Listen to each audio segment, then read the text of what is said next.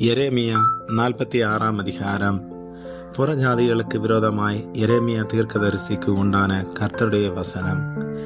எகிப்தை குறித்தும் ஐப்ராத்து நதி அண்டையில் கர்கேமிசிலே இருந்ததும் பாபிலோன் ராஜாவாகிய நேபுகாத் நேச்சார் யோசியாவின் குமாரனாகிய யோயாக்கிம் என்னும் யூத ராஜாவின் 4ஆம் வருஷத்திலே முறிய அடித்ததுமான பார்வோன் நேகோ எனப்பட்ட எகிப்து ராஜாவின் இராணுவத்தை குறித்தும் அவர் சொல்லுகிறது என்னவென்றால், கேடகங்களையும் பரிசைகளையும் ஆயத்தம் பண்ணி யுத்தத்துக்கு வாருங்கள். குதிரை வீரரே, குதிரைகளின் மேல் சேணங்களை வைத்து ஏறி தலைச்சீராயை அணிந்து கொண்டு நில்லுங்கள். ஈட்டிகளை துலக்கி கவசங்களை தரித்து கொள்ளுங்கள். அவர்கள் கலங்கி பின்வாங்குகிறதை நான் காண்கிறதென்ன? சுற்றிலும் உண்டான பயங்கரத்து நிமித்தம் அவர்களுடைய பராக்கிரமசாலிகள் முறையுண்டு திரும்பி பாராமல் ஓட்டமாய் ஓடி போகிறார்கள் என்று கர்த்தர் சொல்லுகிறார். வேகமாய் ஓடுகிறவன் ஓடிப்போக வேண்டாம், பராக்கிரமசாலி தப்பி போக வேண்டாம். வடக்கே ஐப்ராத்து நதி அண்டையிலே அவர்கள் இடறி விழுவார்கள். பிரவாகம் போல் புரண்டு வருகிற இவன் யார்? அலைகள் மோதியடிக்கிற நதிகள் போல் எழும்பி வருகிற இவன் யார்? எகிப்தியனே, பிரவாகத்தை போல் புரண்டு வருகிறான். அவனே அலைகள் மோதியடிக்கிற நதிகள் போல எழும்பி வருகிறான். நான் போய் தேசத்தை மூடி நகரத்தையும் அதில் குடியிருக்கிறவர்களையும் அழிப்பேன் என்றான். குதிரைகளை போய் ஏறுங்கள், இரதங்களே கடகட என்று ஓடுங்கள். பராக்கிரமசாலிகளும் கேடகம் பிடிக்கிற எத்தியோப்பியரும் பூத்தியரும் வில்லை பிடித்து நாணேற்றுகிற லீதியரும் புறப்பட கடவர்கள். ஆனாலும் இது சேனைகளின் கர்த்தராகிய ஆண்டவரின் நாளும் அவர் தம்முடைய சத்துருக்களுக்கு நீதியை சரி கட்டுகிற நாளுமாயிருக்கிறது.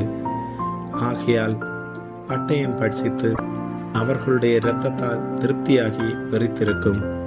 வடதேசத்தில் ஐப்ராத்து நதி அண்டையிலே சேனைகளின் கர்த்தராகிய ஆண்டவருக்கு ஒரு யாகும் உண்டு.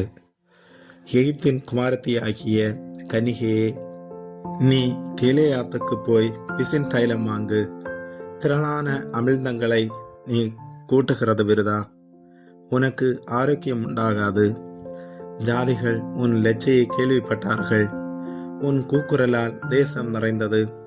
பராக்கிரமசாலியின் மேல் பராக்கிரமசாலி இடறி இருவரும் ஏகமாய் விழுந்தார்கள் என்றார். எகிப்து தேசத்தை அழிக்க பாபிலோன் ராஜாவாகிய நேபுகாத் நேச்சார் வருவார் என்பதை குறித்து எரேமியா தீர்க்கதரிசியினிடத்தில் கர்த்தர் சொன்ன வசனம். ஆயத்தப்பட்டு நெல், பட்டயம் உன்னை சுற்றிலும் உண்டானதை பட்சித்து போடுகிறதென்று சொல்லி எகிப்திலே அறிவித்து மிக்தோலிலே கூறி நோப்பிலும் தக்பானேசிலும் பிரசித்தம் பண்ணுங்கள். உன் வீரர் வாரிக்கொள்ளப்படுகிறதென்ன? கர்த்தர் அவர்களை தள்ளினதால் அவர்கள் நிலை நிற்கவில்லை. அநேகரை இடற பண்ணுகிறார். அவனவன் தனக்கடுத்தவன் மேல் விழுகிறான். அவர்கள் எழுந்திருங்கள், கொல்லுகிற பட்டயத்துக்கு தப்ப நமது ஜனத்தண்டைக்கும் நாம் பிறந்த தேசத்துக்கும் திரும்பி போவோம் என்கிறார்கள். எகிப்தின் ராஜாவாகிய பார்வோன் பாழாக்கப்பட்டான். அவனுக்கு குறித்த காலம் முடிந்ததென்று அங்கே சத்தமிட்டு சொல்லுகிறார்கள். பர்வதங்களில் தாபோரும் சமுத்திரத்தின் அருகே கர்மேலும் இருக்கிற நிச்சயம் போல் அவன் வருவான் என்று சேனைகளின் கர்த்தர் என்னும் நாமமுள்ள ராஜா தம்முடைய ஜீவனை கொண்டு சொல்லுகிறார். எகிப்து தேசவாசியாகிய குமாரத்தியே, சிறையிருப்புக்கு போகும் பிரயாண சாமான்களை ஆயத்தப்படுத்து. நோப் பாழாகும், அது குடியில்லாமல் சுட்டரிக்கப்பட்டு கிடக்கும். எகிப்து மகா நேர்த்தியான கடாரி, அடிக்கிறவன் வடக்கே இருந்து வருகிறான்.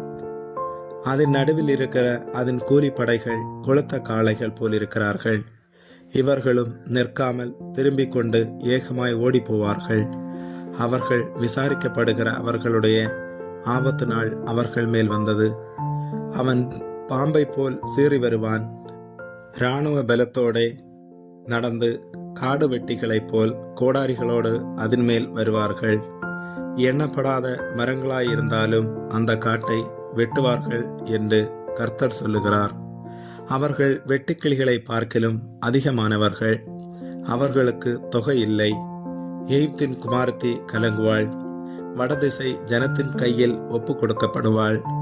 இஸ்ரவேலின் தேவனாகிய சேனைகளின் கர்த்தர் சொல்லுகிறது என்னவென்றால், இதோ நான் நோ என்னும் பட்டணத்தில் உள்ள திரளான ஜனங்களையும் பார்வோனையும் எகிப்தையும் அதன் தேவர்களையும் அதன் ராஜாக்களையும் பார்வோனையும் அவனை நம்பி இருக்கிறவர்களையும் விசாரித்து அவர்கள் பிராணனை வாங்க தேடுகிறவர்களின் கையிலும் பாபிலோன் ராஜாவாகிய நேபுகாத் நேச்சாரின் கையிலும் அவனுடைய சேவகரின் கையிலும் அவர்களை ஒப்பு கொடுப்பேன்.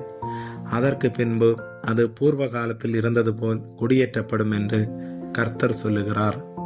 என் தாசனாகிய யாக்கோபே, நீ பயப்படாதே. இஸ்ரவேலே, நீ கலங்காதே. இதோ நான் உன்னை தூரத்திலும் உன் சந்ததியை அவர்கள் சிறையிருப்பின் தேசத்திலுமிருந்து விடுவித்து ரட்சிப்பேன். அப்பொழுது யாக்கோபு திரும்பி வந்து அமைதியோடும் சாங்கோபங்கத்தோடும் இருப்பான். அவனை தத்தளிக்க பண்ணுவாரில்லை. என் தாசனாகிய யாக்கோபே, நீ பயப்படாதே என்று கர்த்தர் சொல்லுகிறார். நான் உன்னுடனே இருக்கிறேன். உன்னை துரத்திவிட்ட எல்லா ஜாதிகளையும் நான் நிர்மூலமாக்குவேன். உன்னையோ நான் நிர்மூலமாக்காமல் உன்னை மட்டாய் தண்டிப்பேன். ஆனாலும் உன்னை நான் குற்றமில்லாமல் நீங்களாக விடுவதில்லை என்கிறார். ஆமேன்.